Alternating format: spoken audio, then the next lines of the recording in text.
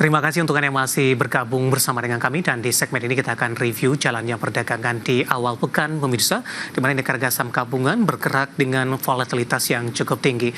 Dan kami ingatkan kembali Anda masih bisa berpartisipasi di WhatsApp interaktif kami di 0812 di 8788 di 3723 seperti yang tertera di layar televisi Anda nantinya.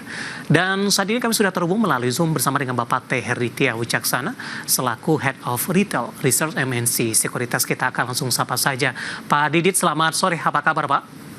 Halo, selamat sore Mas David, kabar baik Mas. Terima kasih Pak Didit sudah meluangkan waktu di IDX Channel. Pak Didit, di perdagangan di awal pekan Pak, volatilitas indeks harga saham gabungan masih cukup tinggi namun masih mampu bertahan di atas level 6.400-an. Analisis teknikal untuk perdagangan di awal pekan Pak. Oke, kalau kita lihat memang secara teknikal dalam jangka pendek kami masih melihat adanya fase konsolidasi ya dari pergerakan IHSG sendiri, di mana selama belum mampu break dari area resistennya di 6.510, maka kami perkirakan konsolidasi akan cukup panjang, dan apabila belum mampu break, maka kami melihat masih adanya potensi koreksi terlebih dahulu dalam jangka pendek dari IHSG, di mana kami perkirakan nampaknya IHSG akan menguji di rentang 6.282 sampai ke 6.364. Kami memperkirakan hal ini juga terkait dengan adanya kondisi dari ketidakpastian ekonomi global, di mana perang dagang juga masih berlangsung. Nampaknya juga investor masih cenderung wait and see, dan nampaknya juga masih switching ke dalam aset investasi atau instrumen investasi yang cenderung minim resiko seperti komoditas emas yang saat ini juga harganya meningkat cukup tajam, seperti itu Mas David. Baik, secara teknikal, indeks harga saham gabungan mencoba beberapa kali untuk mendekati ke level 6.500-an Pak. Bahkan perdagangan di pekan lalu secara intraday tinggal 3 poin lagi untuk menembus ke level 6.500-an. Analisisnya teknikal seperti apa Pak Didit? Indeks harga saham gabungan belum mampu untuk menembus di atas level 6.500-an. Resisten berapa ya memang harus ditembus terlebih dahulu dan dipertahankan oleh IHSG untuk bisa berhasil menembus ke level ini? Oke, kalau kita lihat memang pergerakannya ini harus menembus dari level resisten yang berada di 6.510.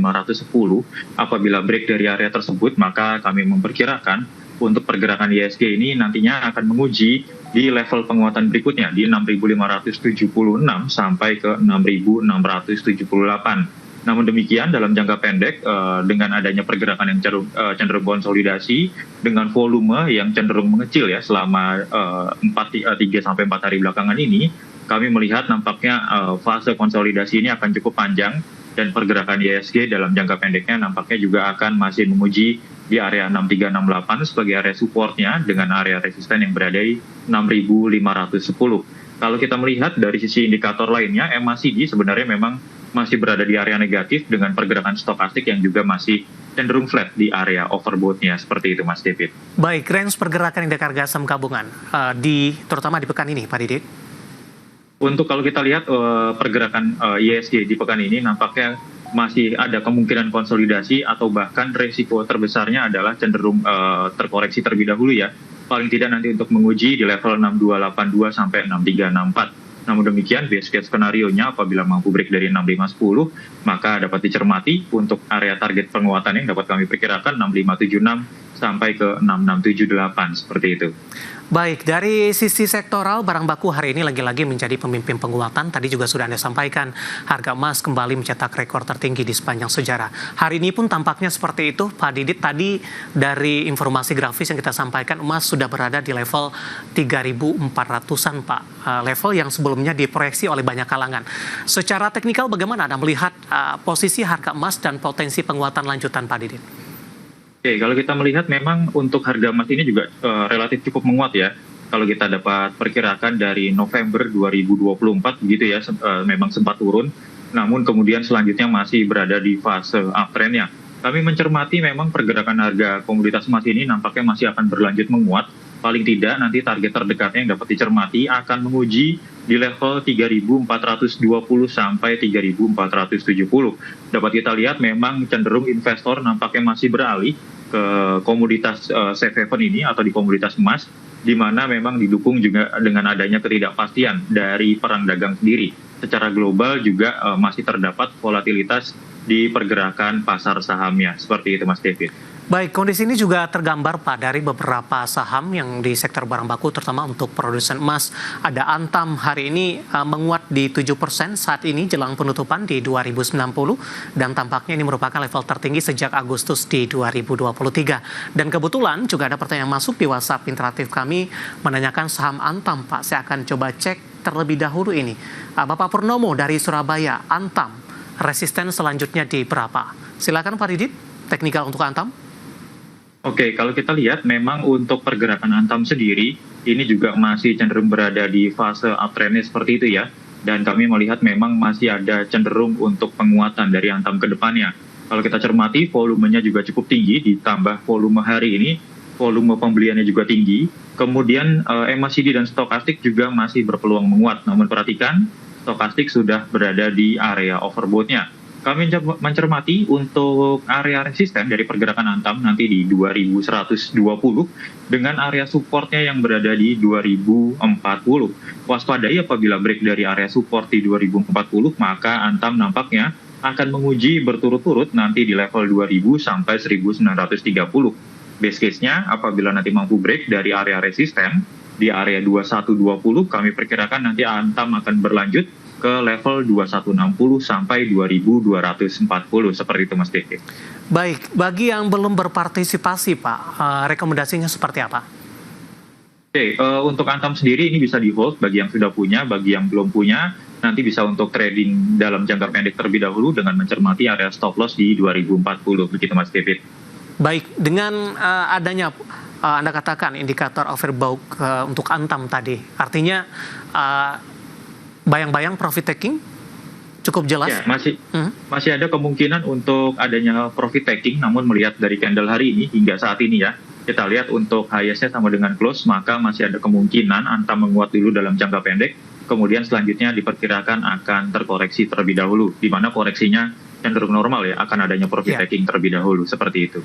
Baik, kita bergeser ke MDKA Pak. MDKA di penutupan sesi kedua menguat 3,04%, 1695. Tapi MDKA penguatannya lebih ke arah terbatas. Intraday tadi sempat ke 1795. Analisis dan rekomendasi untuk MDKA. Oke, untuk MDKA, untuk memang pergerakan hari ini cenderung menguat ya, 3%-an ya. Namun demikian kalau kita lihat dari sisi volume ini masih didominasi dengan munculnya volume penjualan yang dapat kita lihat. Highest-nya belum disentuh kembali, highest hari ini di 1795 belum disentuh. Kemudian MACD memang masih berada di area positif, namun stokastiknya juga cenderung overbought untuk pergerakan dari MDKA. Maka dengan demikian nanti dapat dicermati untuk pergerakan MDKA sendiri sebagai area resistnya yang dapat kami perkirakan dari MDKA ini berada di level 1820. Base case-nya apabila mampu break dari 1820, cermati 1875, 1920 sebagai area penguatannya. Namun waspadai support yang berada di 1650 karena kalau break dari area tersebut dari 1650 maka kami perkirakan MDKA akan menguji di 1600 sampai 1615 begitu.